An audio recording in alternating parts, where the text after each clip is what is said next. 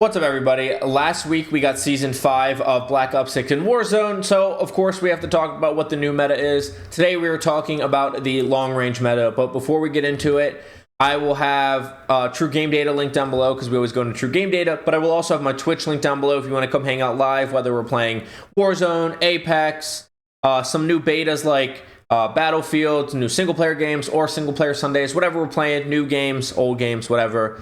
Twitch is linked down below if you want to come hang out live. I also have all my other social medias linked down below, including my single-player channel, if that interests you, my car social medias if you're into cars, and my car YouTube channel. Any support anywhere is always appreciated, of course. So all those links will be down below, but let's get into the loadouts, and then we'll go to True Game Data after for those that care about that. All right, so we're at our loadouts now, and starting with number 5 is the ABR A1, aka the new AUG. It's not great right now, but I would say level it up. If you want to use it, it's fine.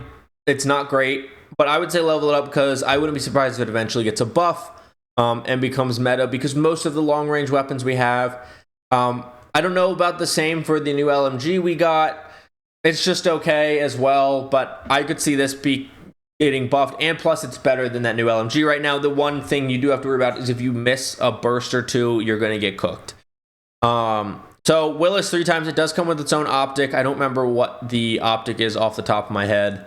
But the Willis 3 times feels better. Then you go compensator, as I always do. If you feel like the recoil is not much, you can go monolithic suppressor and get more bullet velocity and damage range, plus stay off that mini map.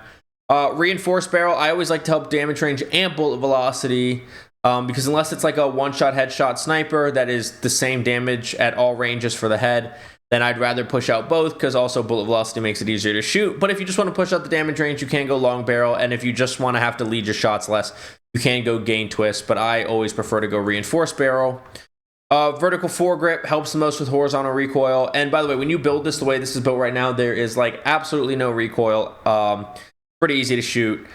Extended mag 2. Now you can go extended mag 1 if you want, but that's 45. I would save that for solos and duos. If you're into trios and quads, I would go with the 60 round mag. Commando riser helps aim down sight and sprint to fire. It's kind of like having the commando grip. If you want to focus more on aim down sight, go quick draw. If you want to focus more on sprint to fire, which I don't think you need to for long range, go with the combat riser. I don't think any are too important in long range if you play your covers right. But on an 8 attachment build, you have the room for it, so go Commando Riser. Then we have Light Pad. That's like having the light stock or no stock. It helps with overall movement speed, hipfire movement speed, and strafing move speed. You can also go to Balance Pad, which gives you some strafing move speed, which maybe would be important, but at longer ranges, you should be playing your cover. So the strafing move speed is not as important.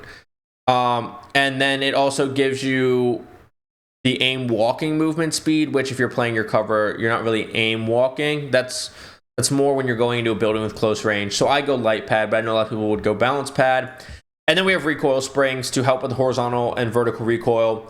Now, if you want to make the gun a little more easy to use, but have a earlier damage drop off and not improve its TTK, I think overall the TTK average across all ranges is actually a little bit worse on rapid fire, but it is easier to use. You can't go rapid fire. Once again, it doesn't have a whole lot of recoil. The recoil springs are just an extra benefit.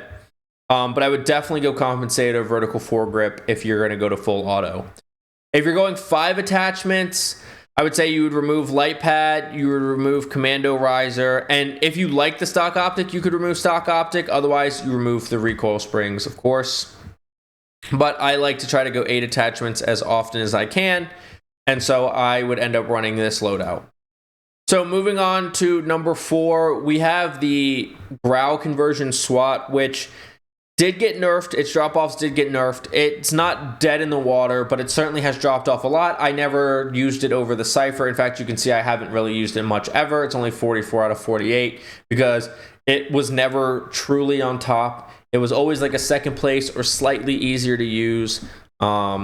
So we've gone over this build. You have to have the conversion kit, obviously, with Willis 3 times, compensator, vertical foregrip, the only extended mag you can use on it, the commando grip, and the light stock for all the reasons we talked about before, and what we talked about on the ABR. If you're going 5 attachments, you do have to keep the fire mod on, but that takes the place of the barrel, so you'd remove light stock, rear grip, And now you're at 5 attachments. Of course, if you want to help out like your aim down sight to sprint to fire more, or you want to help out the movement speed more, you could, because it has the cleaner iron sights, remove the Willis 3 times, but I can't see, so I can't do that. Then we move on to number 3. We actually have the Ames. The Ames has been in my top 5s a lot because it is so easy to shoot. It got a small buff too. And so it usually hangs on the top 5 because it's so easy to hit your shots. It has like absolutely no recoil. It might be the lowest recoil on this list, other than maybe the Growl conversion slot. But this is probably the lowest recoil on the list. So it's got a good enough competitive TTK, and it's the lowest recoil. And it's the exact same build as we saw on the ABR for all the same reasons. If you're going 5 attachments, you take off the recoil springs, light stock, and commando grip. And there's no extended mag 3, but extended mag 2 is 60 rounds. And you have the same logic for the mags on all guns. Only go extended mag 1 if you're in solos or duos. But trios or quads, stick with that second extended mag. Or third, as long as the third's not 100 rounds. So at number 2, I have the GPR. I think you could switch the aims in the GPR, honestly. It's only 2A, 2B with those two. But it's the same build as all the other guns. None of these are no stock ARs, although sometimes no stock does replace the light stock. And then once again, you would remove recoil springs, light stock, and commando grip. Then at number 1, the same meta we had in Season 4 Reloaded, the Cypher with the same loadout that we had last season and the same loadout as everything else. I definitely do not miss the crazier loadouts we had. Was the MW2 or MW3, where all the attachments weren't the exact same. But with the attachments being the same, like they usually have been in Warzone, it doesn't take long to go through all these loadouts. And I have all the same things for the same reasons. You can make the same changes on all of these guns, like going to gain twist or long barrel if you want to help one stat out more. Reinforced barrel, going to quick draw or assault grip if you want to help out one of the 2 stats more than both. And then light or balance stock. And then, of course, you would remove recoil springs, light stock, commando grip if we're going 5 attachments. So that's the top 5 for the long-range meta for Season 5 of Warzone and Black Ops 6. If you're just here for the loadouts, thank you so much for watching. Please don't forget to like, subscribe, and hit the notification bell if you like this or Apex or game review content and you want to see it first. And comment down below your thoughts on my rankings and my loadouts for each gun.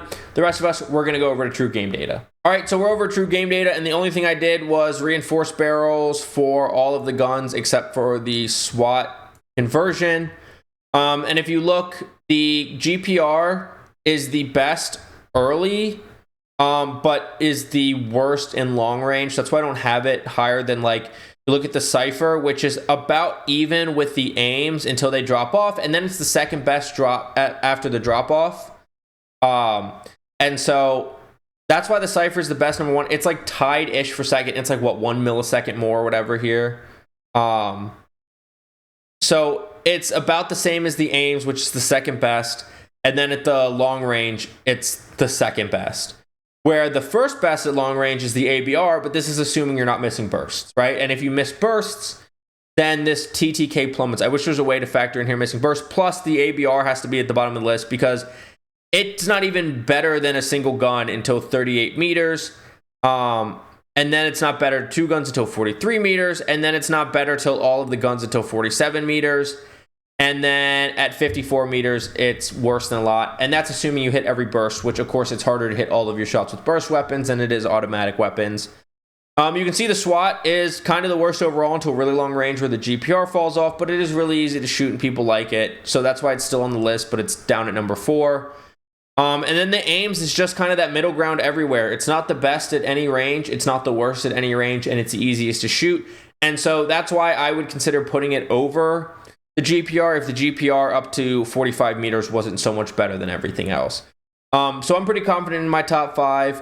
And I would like to show you what the ABR looks like on automatic, but this is 100% not correct. It is not this much better than everything. Otherwise, everybody would be using it. Because you look at where it's at, when it drops off, it's at 666. The next closest at longest range is 912 milliseconds. So it's almost 300 milliseconds faster. If the automatic was truly right, and this is something Tony's going to have to go fix. No shots at Tony. We love Tony. And I know he's always really busy with new implementations and new technology he wants to integrate to true game data, as well as he's pretty open about his mental health, not to go to his business. So I'm just thankful Tony does this at all, and most of this stuff is right. Occasionally mistakes do happen, and we're all human. And Tony's the man for even doing this at all for us and continuing to do this, especially as other places have copied him. But that's my pro Tony rant, of course, because we love Tony at True Game Data here. But yeah, that's it. That's everything. That's the long range meta. Like I said, I'll link True Game Data down below if you want to do some comparisons yourself. I will have all of my social medias, gaming and car related down below. My YouTube channels, Twitch, all of that will be linked down below if you want to support me anywhere else. Once again, thank you so much for watching. Please don't forget to like, subscribe, and hit that notification bell, and comment down below your thoughts on my rankings, my builds for everything. Let me know what you think down below, and I will see you on Verdansk. Get frying. Have a good day. Bye.